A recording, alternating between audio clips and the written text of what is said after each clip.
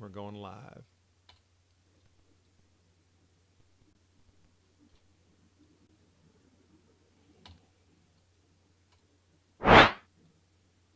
Hello, everybody, and welcome to today's, which is a pretty impactful day in a lot of ways, especially for us in the United States. Today's Midday CX Spark. And really what we're doing with this CX Spark, which I think it's really important, is to let you know that our goal is to provide you relevant, meaningful, and important information that will impact the customer experience quickly. That's why we only broadcast for 15 minutes or less. We don't go over that because you need a CX Spark, not a CX Smolder. And the Customer Service Weekly is brought to you by PACE, or powered by the PACE Association. I'm glad you're here, and I look forward to having this discussion with one of our senior contributors, Omar L. Harris. Omar, welcome.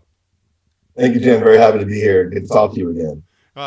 It's always a pleasure to talk to you because, for me, your depth, your perspective, your experience, you lay it all into your work, and I value it greatly, so I'm glad you're here. But today we're going to go ahead and, of course, get to the point because you're going to help us solve something today, right? Yes, sir. What are you going to help us solve?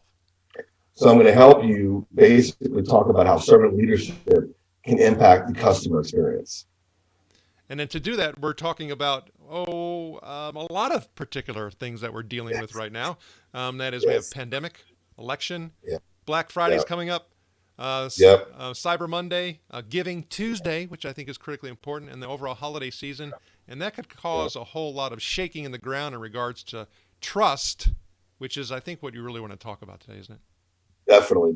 Ultimately, it is all about trust. And one of the things that I advocate for is that if you want to improve the customer experience, you have to improve the employee experience. And that's where servant leadership principles really come into play. So, there's three things that I want to spark with you today in terms of your midday spark. So if you want to improve your customer experience, the first thing is to make sure that you're inverting the organizational priorities back towards the customer. So if you're looking at your workload and workflows and things like that right now, and you're not seeing the majority of these priorities linked back towards adding value to customers, it's time for you to step in, to stand down, to speak up and say, listen, we have these major events. We have the pandemic, we have Black Friday, we have Giving Tuesday, we have all these moments happening right now that are important for the customer. And we need to make sure that our priorities reflect our intention to add more value to the customers this season than in previous years. And so the customers need us right now more than ever. So let's reinvert our priorities back towards the customer and away from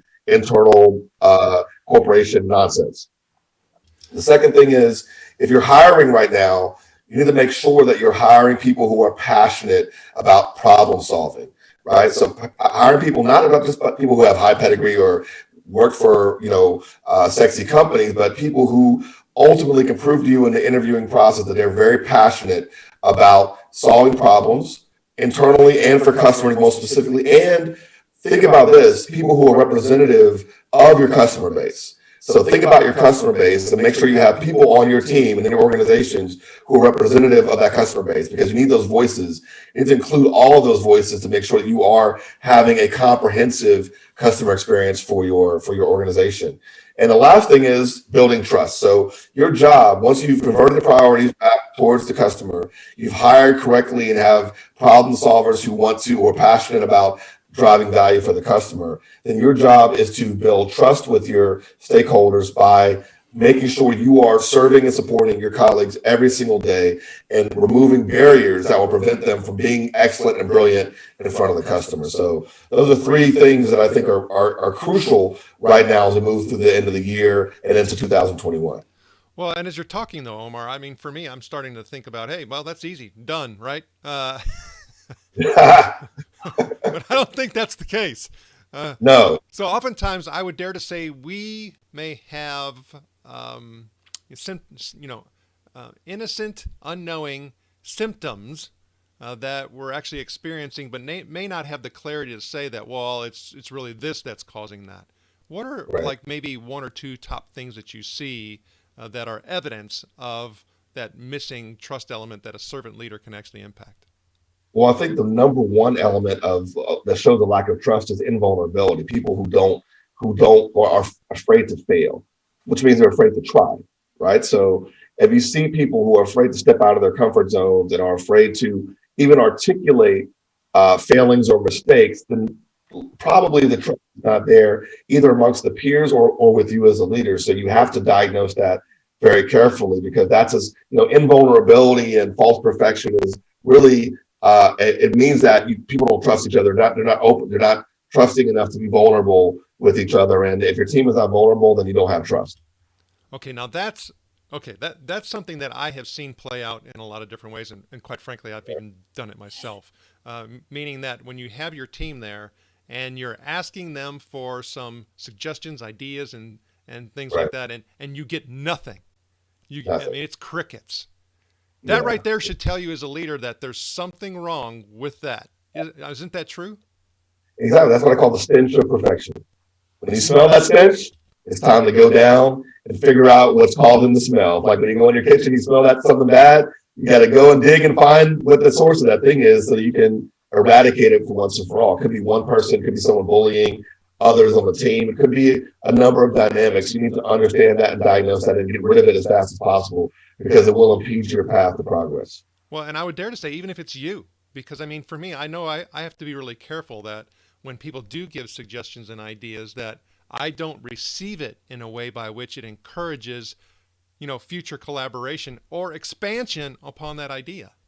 Right. Well, there are moments, right? So if you're truly brainstorming, then you gotta kind of greenhouse these ideas. You have to create a safe space for people to present their ideas, and don't start shooting down ideas as soon as they come out someone's mouth. Because I've seen this happen on my own teams where we're talking about trying to solve a problem. People are making suggestions, and other people are immediately, including myself, shooting those down because that's not going to work.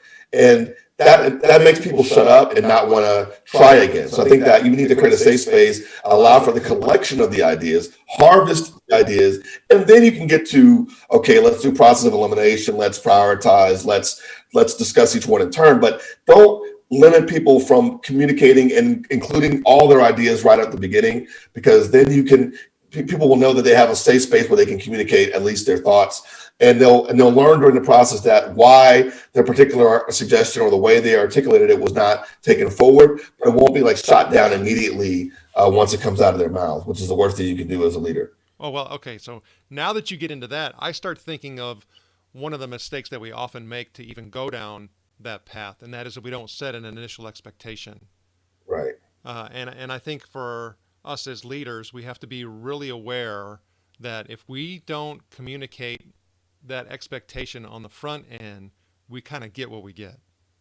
Exactly, exactly. You remember, you're creating the culture constantly, and your people are mirroring your behaviors constantly. So if you're the kind of leader who's always fast paced, get to it, we don't have time for discussion or debate or really trying to go at problems in different ways, then your people are going to reflect that value back to you. And you're not going to get everything you could have gotten from the organization, from the group in those meetings. You're going to have short, clipped meetings, but you're not going to really innovate as much as you possibly could innovate, and that's going to be a lack of your leadership in that particular instance.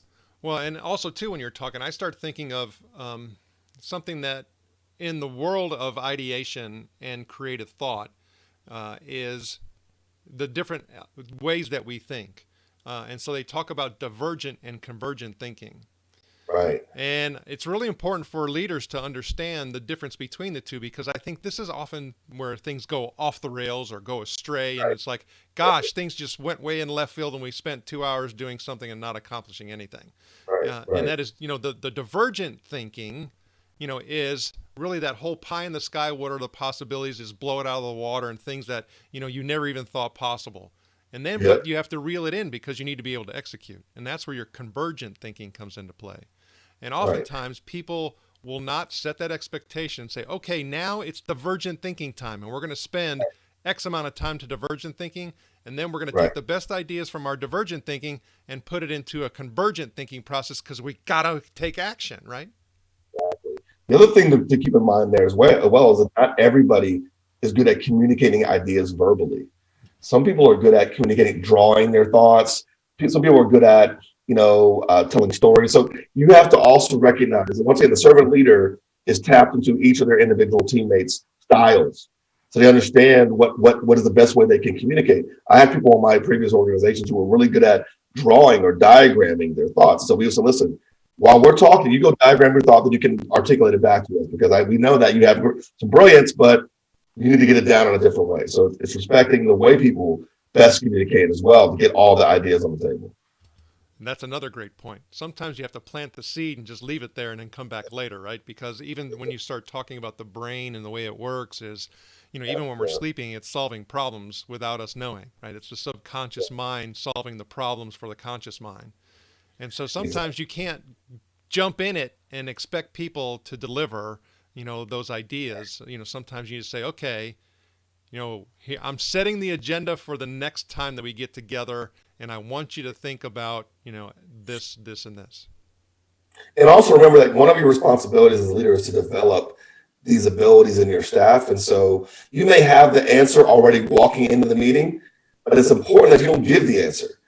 You go through the process of trying to herd the group towards the answer without giving the answer, because you shut down all creativity when you're always the source of all the answers. So you're the single source of truth in the meeting. People just are waiting for you to say, okay, we're going to do this, and this, and then no one comes with any thoughts towards contributing towards the progress or solving the problems.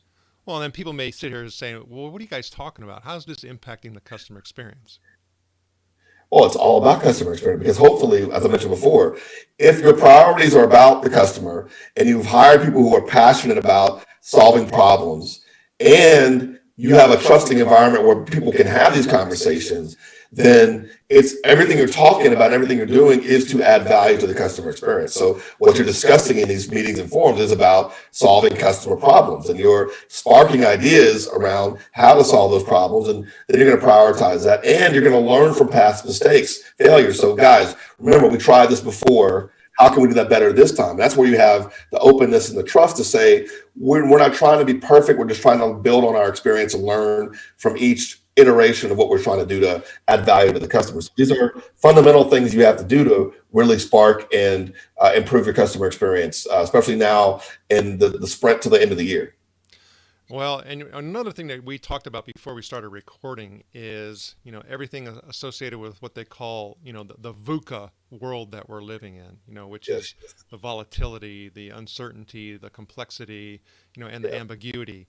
I would dare to say that when you're talking about, improving the customer experience, when you're talking about, engaging, igniting, is that right now that's probably more vital than it's ever been. Of course, and also you need multiple brains, because you have to come at problems from different angles, right? I mean, the more volatile something is, it's sort of like slowing down to go fast.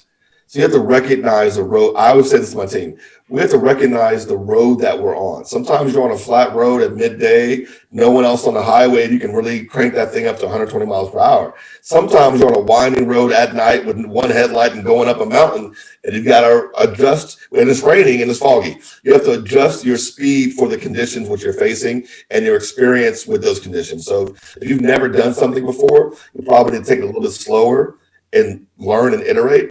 If you've done it before and it's like, this is something and it's old hat, listen, crank up the engine and go full speed ahead. So it's also recognizing what moment you're in and what kind of problem you're trying to solve, so that you can direct your team in a proper way.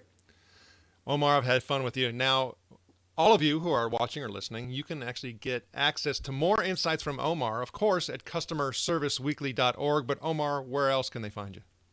www.omarlharris.com is my hub for everything else.